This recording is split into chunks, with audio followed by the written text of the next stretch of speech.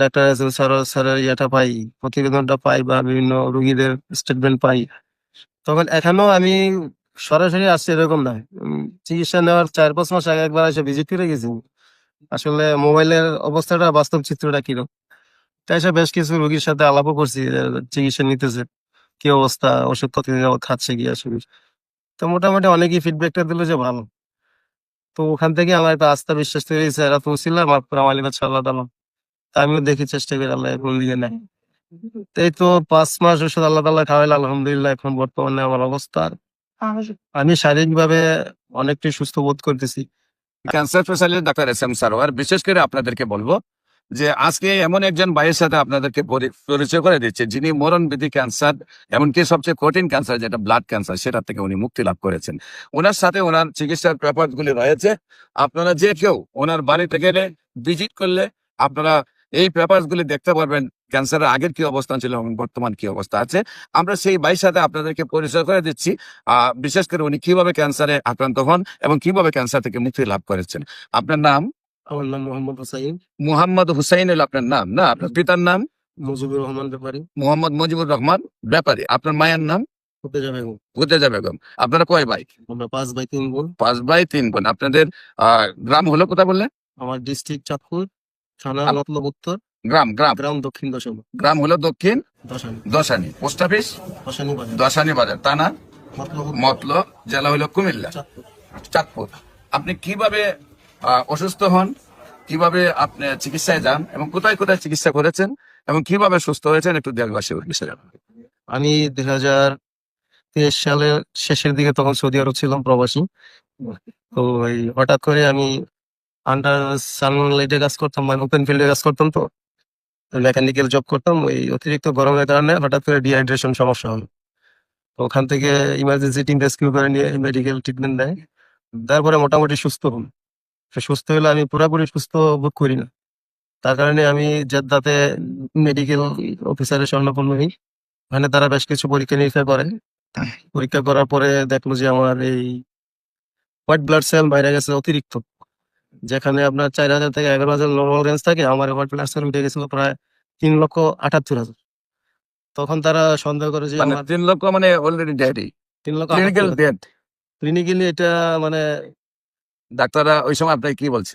তো ওনারা আপনার তাৎক্ষণিকভাবে বিসিআর এবিএল যে টেস্টটা, ওইটা টেস্ট করার জন্য বলে কনফার্ম হইতে আর কি, যে ব্লাডে কোনো সমস্যা বা ক্যান্সার জাতীয় কোনো জীবাণু আছে কিনা। এটা কনফার্ম হওয়ার জন্য তারা বিসিআর এবিএল টেস্টটা করার জন্য বলে।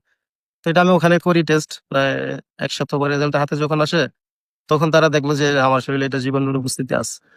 তো ওই দেশের চিকিৎসা ফরেনার হিসাবে খুব একটা ভালো না, এই জন্য আমি ইমার্জেন্সি লিভ নিয়ে দেশে চলে আসি। আইসা আপনার উত্তরা ক্রিসেন্ট হসপিটালে ডাক্তার, নামটা আমার খেয়াল নেই, রাফিকুজ্জামান খান স্যারের স্বর্ণপূর্ণ হেমাটোলজির পিজির অধ্যাপক উনি। তো উনি আবার পুনরায় আবার টেস্ট করলো বিসিআর এবিএম। তখন টেস্ট করে দেখলো যে এটা জীবাণু উপস্থিত আছে 77.সামথিং। তো উনি ওনার মতো চিকিৎসা শুরু করলো। শুরু করার পর 1 বছর পর্যন্ত চিকিৎসা নিচ্ছে ওখানে। নেওয়ার পর 8-9 মাস পর্যন্ত একটা গ্রাজুয়ালি ইমপ্রুভমেন্ট ছিল আর কি। 9 মাস পরে যে দেখলাম যে এটা পুনরায় আবার আস্তে আস্তে অবনতি হচ্ছে আমার। তো অবনতি হওয়ার পরে আমি আবার আরো কিছু বেশ ডাক্তারের শরণাপন্ন হই, বা নিজেও একটু মোবাইলে ঘাটাঘাটি করি, বিভিন্ন ডক্টরদের ভিডিও দেখি বা তাদের মতামত দেখি যে আসলে অ্যালোপ্যাথি কি এটা স্থায়ী কোনো সমাধান এই পর্যন্ত আবিষ্কার পায়নি। আচ্ছা, অ্যালোপ্যাথিক চিকিৎসা আপনার কত টাকা খরচ হয়েছে ওইটা ওভারঅল বলা যায় আমার 7 থেকে 8 লক্ষ টাকা 1 বছর? 1 বছর। 1 বছর প্রায় 7 থেকে 8 লক্ষ টাকা খরচ হয়ে তারপর দেখলেন যে আবার আপনি জায়গায় চলে না আসেন। না, জায়গা না, মানে আস্তে আস্তে অবনতির দিকে অবনতির যাচ্ছে। দিকে যাচ্ছে। তখন তো আমি ওই একটা পিরিয়ডিক্যাল সময় পর টেস্ট করি, এটা জানার জন্য আর কি, যে কতটুকু ইমপ্রুভ, কতটুকু আবার এটা ইয়ে হচ্ছে আর কি, অবনতি হচ্ছে এটা জানার জন্য। তো যখনই দেখলাম যে 6 মাস 9 মাস পরে এটা অবনতির দিকে আস্তে আস্তে যাইতেছে, তখন আমি ওই চিকিৎসাটা স্টপ করে মোবাইলের মাধ্যমে যখন ডাক্তার স্যারের ইয়েটা পাই, প্রতিবেদনটা পাই বা বিভিন্ন রোগীদের স্টেটমেন্ট পাই, তখন এখনো আমি সরাসরি আসছি এরকম না। চিকিৎসা নেওয়ার 4-5 মাস আগে একবার এসে ভিজিট করে গেছি। আসলে মোবাইলের অবস্থাটা, বাস্তব চিত্রটা কিরকম, তাই এসে বেশ কিছু রোগীর সাথে আলাপও করছি যে চিকিৎসা নিতেছে, কি অবস্থা, ওষুধ কতদিন যাবত খাচ্ছে কি আসলে। তো মোটামুটি অনেকেই ফিডব্যাকটা দিল যে ভালো। তো ওখান থেকে আমার একটা আস্থা বিশ্বাস তৈরি হয়েছে, এরা তো ছিলাম আপনার আমার কাছে আল্লাহ তাআলা। তা আমিও দেখি চেষ্টা করি আল্লাহ কোন দিকে নেয়। তো এই তো 5 মাস ওষুধ আল্লাহ তাআলা খাওয়াইলো, আলহামদুলিল্লাহ এখন বর্তমানে আমার অবস্থা, আমি শারীরিকভাবে অনেকটাই সুস্থ বোধ করতেছি। আগে যেটা হয়তো আমি একটু হাঁটা চলা করলে খুব ক্লান্ত হয়ে যেতাম, বা সিঁড়ি দিয়ে একতলা দ্বিতলা তিনতলা উঠলে খুব হাঁপায় দিতাম।